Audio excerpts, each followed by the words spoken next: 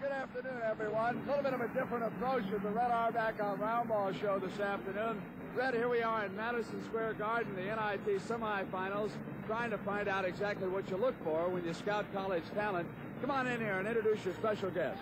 We're very happy to. On my right is Eddie Donovan, the former great collegiate coach at St. Bonaventure, now the general manager, and a great one at that, of the New York Knickerbockers. Eddie, you're out here watching games. You've gone all over the country. What do you look for? Do you look for position, or do you look for best athlete? How do you go about it? We look for the best player available at the time of the pick. And then, if they're of equal talent, then we'll go to position. I think mistakes can be made where you might be in need of a center, but if you draft 5 centers that can't play, you're still back. Eddie, what do you do when you go about 2,000 miles or 3,000 miles and you run into a team that uses a zone defense and they all stand around? What do? You must go crazy. You get on the next plane and leave. It really drives you. I know I made many a trip, and some of the key players that you go to see never showed up. On my left, I've got Tom Sanders, the present coach of the Boston Celtics, who also coached at Harvard for about 5 or 6 years. Now, Satch, this is kind of new to you. What are you looking for your ball club? Okay, number one, Red, I frankly think that we've got to look at the positions as being very important. You know, many times you will try and read what a player is doing in college and try and project him into your system, what you think he can do for you.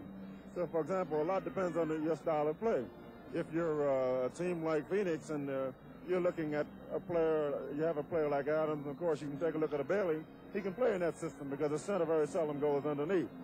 It just depends on your style of play. But obviously, everybody would like to have that 7-3 man in the middle who does the whole job, no question.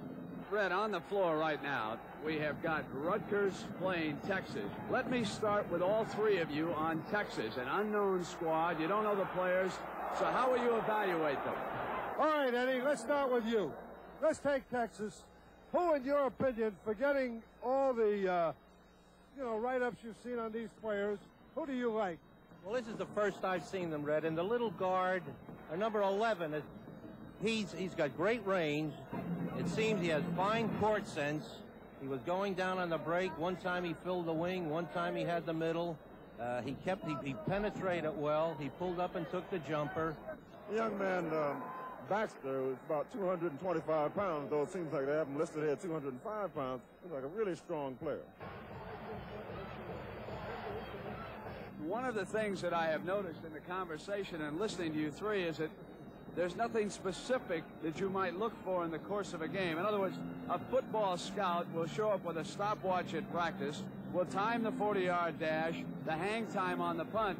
But a basketball scout, he sees a variety of things, and different things are important to different teams. Is that right? That's right. And when you become interested in a player, the first thing you do is you contact the coach, and also, and Eddie will bear with me, and I know Satch is doing it too, you contact the rival coaches to find out what kind of kid this kid is. How does he play on the road? What is his attitude? Is he coachable? What kind of student is he? Is he a winner? Satch, as a coach, would you prefer that a general manager do the drafting and listen to the scouts, or would you prefer that the coach be more involved in that? No, frankly speaking, I'd rather certainly see the coach more involved. One of the things you have to look at... Wait a minute. Who signed the checks? Oh, are you kidding me? Okay, let's put it this way. Where the signing of the check comes in, I'd like to have a general manager doing it, all right? Well, that's scouting here at Madison Square Garden. And don't forget, when you see a ball game, remember, you see it different than we see it. We're out to get the best players possible for the NBA.